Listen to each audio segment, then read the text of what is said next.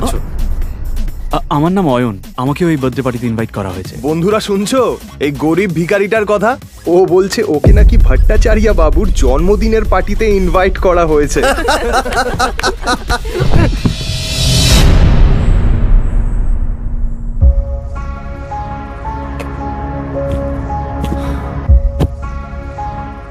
Rusha baby, চলো বাড়ি যাই। বেবি? রুষা, তুমি এই ভিখারিটাকে চেনো নাকি? কই না তো। Who the hell are you? এটা শুনি অয়ন অবাক হয়ে যায়। এর আগেও রুষা অনেকবার অয়নকে অপমান করেছে। রুষা, চলো এবার বাড়ি যাই। এ ভিখারি, বেরো এখান থেকে। সিকিউরিটি, একে ঘাড় ধাক্কা দিয়ে বের করে দাও। ঠিক সেই সময়ই বার্থডে বয় ভট্টাচার্য সেখানে হাজির হয়, আর তার নজর গিয়ে পড়ে অয়নের ওপর। অয়ন তার জন্মদিনে এসেছে এটা দেখে সে অবাক হয়ে যায়। অয়ন রয় চৌধুরী স্যার, আপনি আমার পার্টিতে এসেছেন? আমার তো বিশ্বাসই হচ্ছে না। আপনি আমার পার্টিতে এসেছেন, আমি তো ধন্য হয়ে গেলাম sir. Please please please please please please আসুন স্যার, প্লিজ আসুন। এই দৃশ্যটা দেখা মাত্রই রুষা আর বাকি সবার মাথা খারাপ হয়ে যায়, কিন্তু অয়ন কোনো কথা না বাড়িয়ে ওখান থেকে চুপচাপ বেরিয়ে যায়। বাইরে গিয়ে সে রুষার জন্য অপেক্ষা করতে থাকে। পার্টি শেষ হওয়ার পরে রুষা যখন বেরোয় সে পুরো মাতাল।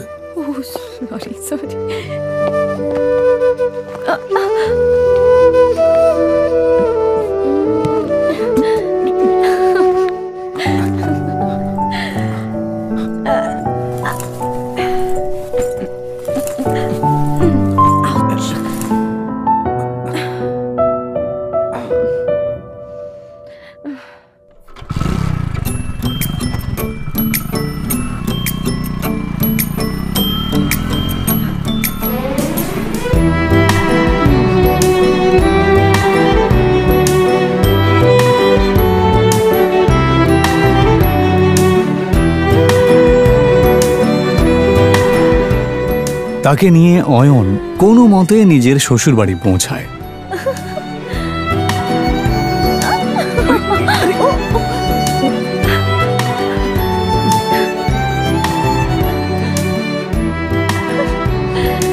অয়ন শ্বশুর বাড়িতেই ঘর জামাই হয়ে থাকত, আর এই বিষয়টা নিয়ে সবাই ঠাট্টা করত।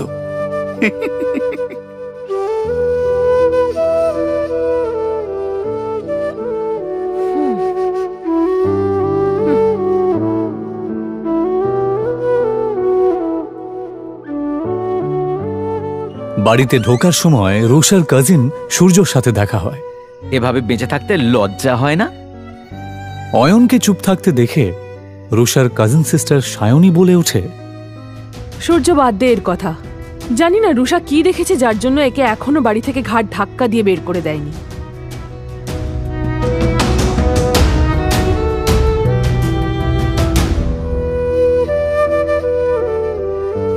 অয়ন প্রায় প্রত্যেক দিনই শ্বশুর বাড়িতে এই ধরনের কথা শুনত। ওর এইসব কথা শোনার অভ্যেস হয়ে গেছিল। ওরা সবাই এই রকম ব্যবহার করলেও ও এদেরকে ক্ষমা করে দিত, কারণ ও রুষাকে সত্যিই খুব ভালোবাসত। নে খা।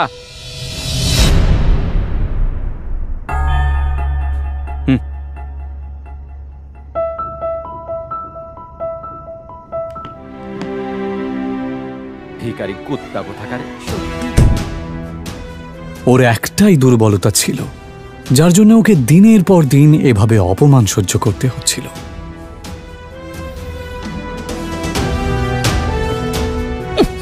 আমাকে নিয়ে যত ঠাট্টা করার করে নাও, যেদিন তোমরা আমার সত্যিটা জানতে পারবে সেদিন তোমাদের মাথা খারাপ হয়ে যাবে। অয়ন আসলে কে সেটা কেউই জানত না। তবে কেন জানি না অয়ন নিজেও কাউকে কিছু বলতে চাইতো না।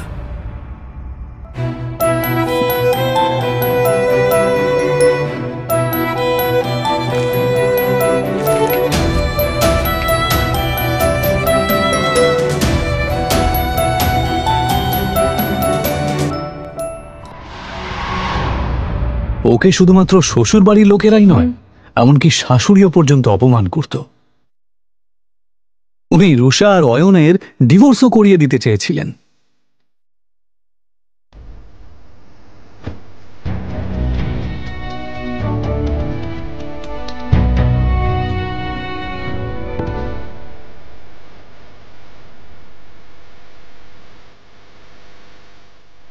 অয়ন, আমি এখন হোটেলে একজনের সাথে দেখা করতে যাচ্ছি।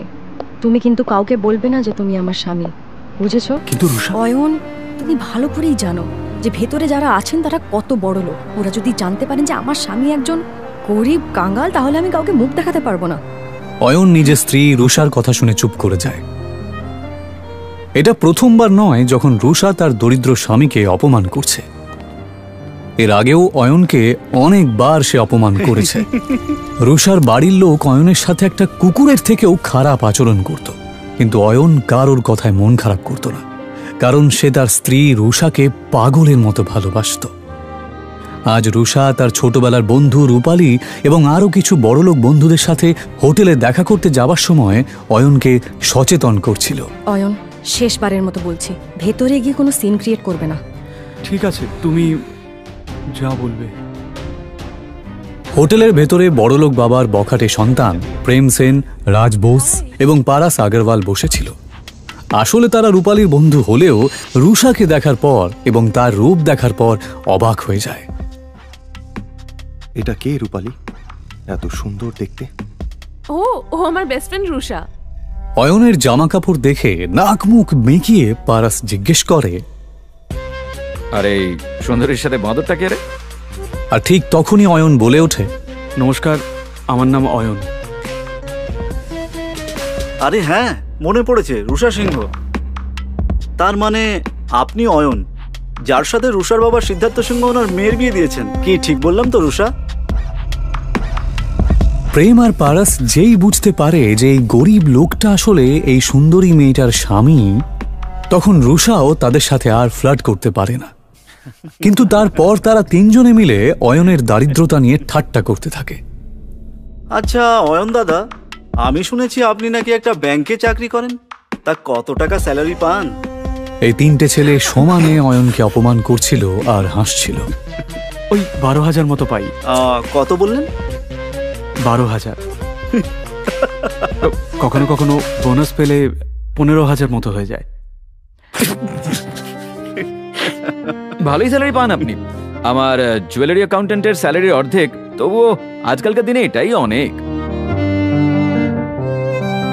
আচ্ছা পারাস, যদি তোর স্টোরে কোনো স্টাফের দরকার পড়ে তাহলে অবশ্যই অয়ন দাদাকে বলিস।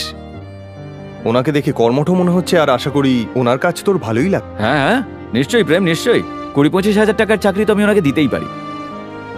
আচ্ছা অয়ন দাদা, আপনি চাইলে কাল থেকেই জয়েন করতে পারেন। তারা কাকে জব অফার করছিল? অয়নকে। ও চাইলে তাদের তিনজনকেই কিনে ফেলতে পারত।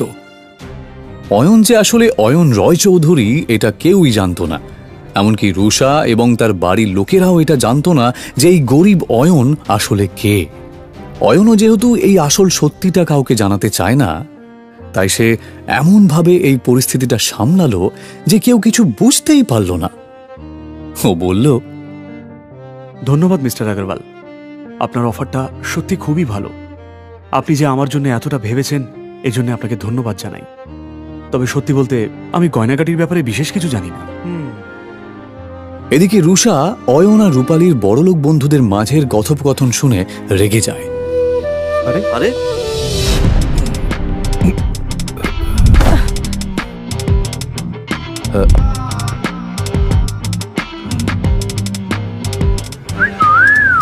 ওই লোকটার মুখ থেকে প্রচন্ড পরিমাণে মদের গন্ধ বেরোচ্ছিল।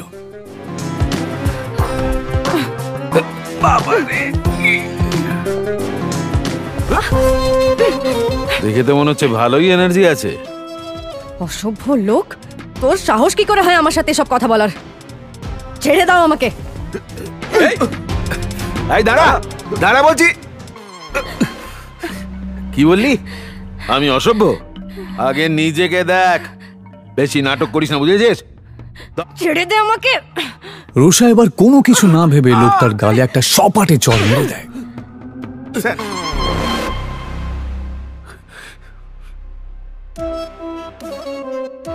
চরের প্রতিশোধ কি করে নিতে হয় আমি তোকে দেখাচ্ছি।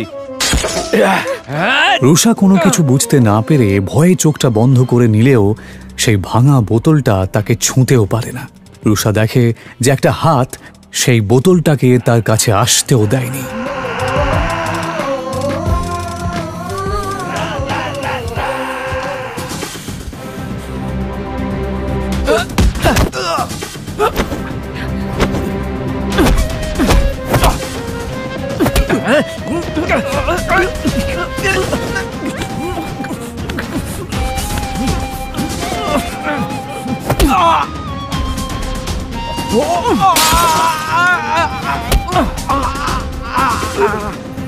নেশার চোটে তোর মাথা খারাপ হয়ে গেছে। যদি নিজের ভালো চাস তো এক্ষুনি আমার স্ত্রীর পা ধরে ক্ষমা চা আর বেরিয়ে যা এখান থেকে। অনেক বড় ভুল করেছিস তুই আমার গায়ে হাত তুলে। এবার তুই দেখ এই নেশায় আমি কি করি।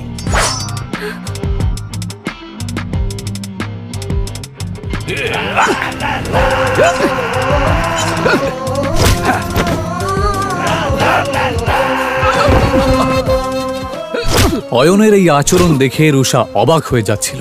সে বেচারি কিছুতেই এটা দেখে বিশ্বাস করতে পারছিল না। প্রেম সেন এবং রাজ বেদিও চিৎকারের আওয়াজ শুনে সেখানে দৌড়ে আসে। এই অসভ্য মাতালটা আমাকে একা পেয়ে আমার উপর জোর খাটানোর চেষ্টা করছিল। এটা শুনে প্রেম সেন রেগে যাবার ভান করে, কারণ ও রুষার মন জয় করতে চাইছিল। আর এই জন্যই সে পুরো বিষয়টা সামলানোর দায়িত্ব নিয়ে নেয়। আর নেবে নাই বা কেন? এই প্রাইড হোটেল তাদেরই পারিবারিক ব্যবসার অংশ। যে তোর সাহস কি করে হয় রুষার সাথে এরকম আচরণ করার? অসভ্য লোক কোথাকারে। লোকটাকে একটু বেশি মারছে। একটা জিনিস তো পরিষ্কার যে এই লোকটা শুধুমাত্র একজন মাতাল নয়। প্রেম সেন আর রাজ বোস কিছুতেই থামছিল না, আর তার জন্যই অয়ন তাদেরকে থামানোর জন্য বলে, ব্যাস অনেক হয়েছে, ওর শাস্তিও পেয়ে গেছে। এইভাবে মারতে থাকলে ও মরে যাবে তো। আরে অয়ন দাদা, আপনি এত ভয় পাচ্ছেন কেন? আমি এই হোটেলের মালিক, তাই এই ব্যাপারটার এখানেই মিটমাট হয়ে যাবে। একটা বোকা ভীতু লোক। অয়নের ওপর রুষার প্রচন্ড রাগ হচ্ছিল। রুষা প্রেম সেন আর রাজ বেদির দিকে তাকিয়ে বলল, এবার বাদ দাও, ছেড়ে দাও ওকে। ও অয়ন দাদা, আপনি দেখছি বেশ ভীতু। আমাদের সঙ্গে থাকুন, তাহলে একটু সাহসী হয়ে যাবেন। কথাটা অয়নকে খোঁচা মেরেই বলা হলো, যদিও এসব শোনার পরেও অয়ন চুপ করেই থাকে। ইতিমধ্যেই কয়েকজন গুন্ডা সেখানে ঢোকে, আর প্রেম সেন গুন্ডাদেরকে ভেতরে আসতে দেখে। মনে হচ্ছে এই মোটা ষাঁড়ের গায়ে গন্ডারের চামড়া লাগানো। এত মার খাওয়ার পরেও ব্যাটার শিক্ষা হয়নি। কোনো ব্যাপার না, এদের ব্যবস্থা আমি করছি।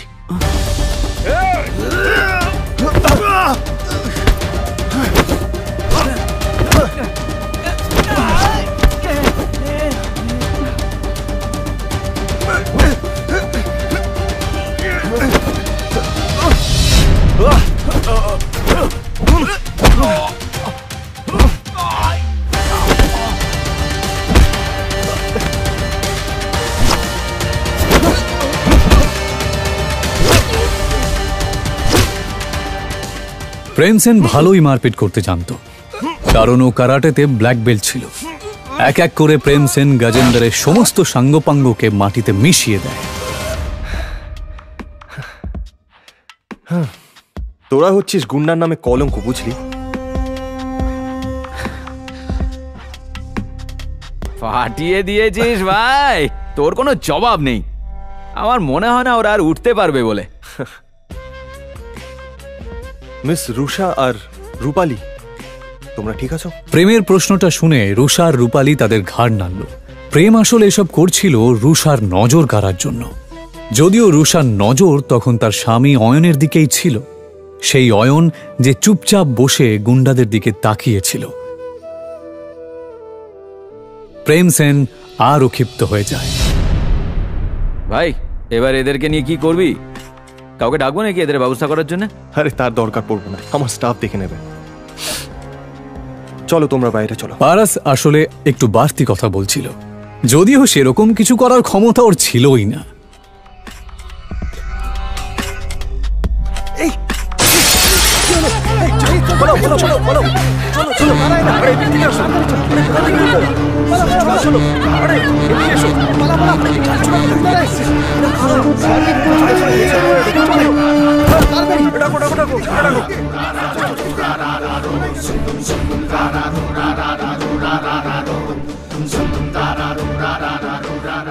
আচ্ছা, তোমাদের এত বেশি সাহস? যদি তাই হয় তাহলে আমার সামনে এসো। সেই তো, ভয় কেন পাবো? তোদের হারানোর জন্য সাহসের কি প্রয়োজন? কিন্তু এই কথাটা বলার পরই প্রেম সেনের মুখ বন্ধ হয়ে যায়। রবিদা! নিজের সামনে দাঁড়ানো লোকটাকে দেখা মাত্রই প্রেম সেনের থোতা মুখ ভোঁতা হয়ে যায়, কারণ তার সামনে দাঁড়ানো লোকটা আর কেউ নয়, সে ছিল রবিদা।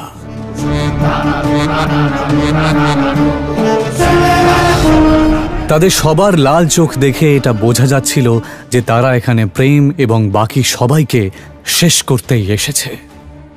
তাদের তিনজনের অবস্থাপন্ন পরিবারের লোকেরা সুরক্ষার ভয়ে যেই রবিদাকে টাকা পাঠায়, আজ সেই রবিদাকে সে খেপিয়ে দিয়েছে। এইমাত্র আমাকে কে চ্যালেঞ্জ করলো? দাদা, আমি তো ঠাট্টা করছিলাম, আমি জানতাম না ওখানে আপনি দাঁড়িয়ে আছেন। আমায় ক্ষমা করে দিন। ও, ঠাট্টা করছিলি বুঝি? হ্যাঁ, তা হতেই পারে, ঠাট্টা তো হতেই পারে। তাহলে একটা ঠাট্টা আমিও তোর সাথে করি। দাদা, এটা কথা বলে মীমাংসা করলে হয় না?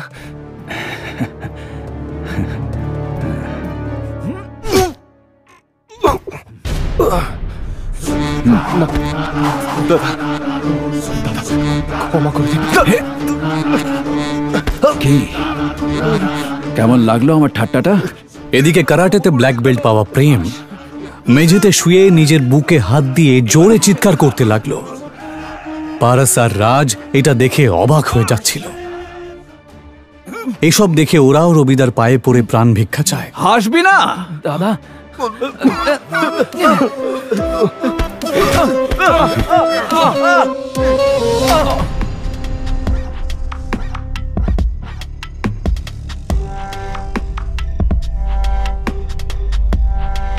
ওঠাতে পারছিস না?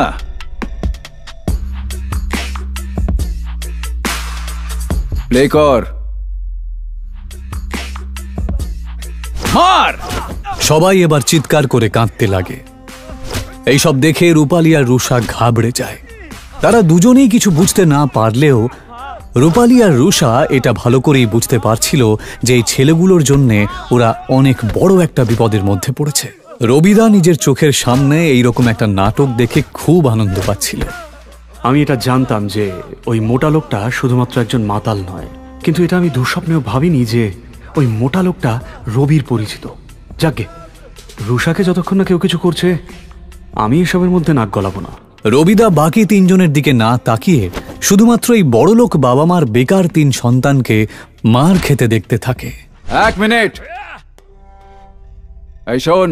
হ্যাঁ দাদা। আগের হাত পা ভাঙবি, তারপরেও যদি এর মুখ বন্ধ না হয়। থামুন থামুন, এবার থামুন, অনেক হয়েছে। রুষা এই কথাটা বলা মাত্রই রবিদা আওয়াজটা যেই দিক থেকে আসছে সেই দিকে তাকায়। তারপর অয়ন রয় চৌধুরী। হতবাক হয়ে যায় সে নিজের চোখকে বিশ্বাসই করতে পারছিল না। সবাই চল এখান থেকে। রবিদার এই কথা শুনে সবাই অবাক হয়ে যায়। হঠাৎ অয়নকে দেখে রবিদা এভাবে পালিয়ে যায় কেন? রবিদা কি এর আগেও অয়নের মুখোমুখি হয়েছে? সে কি ওকে চেনে?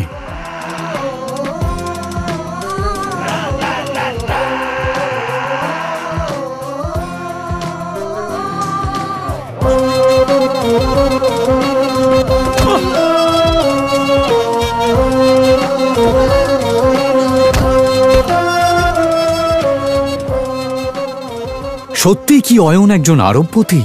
যদি তাই হয় তাহলে সে কেন এভাবে দিনের পর দিন অপমান সহ্য করছে? রুষার বাবা অয়নের মতন একটা গরিবের সাথে কেন তার বিয়ে দিয়েছে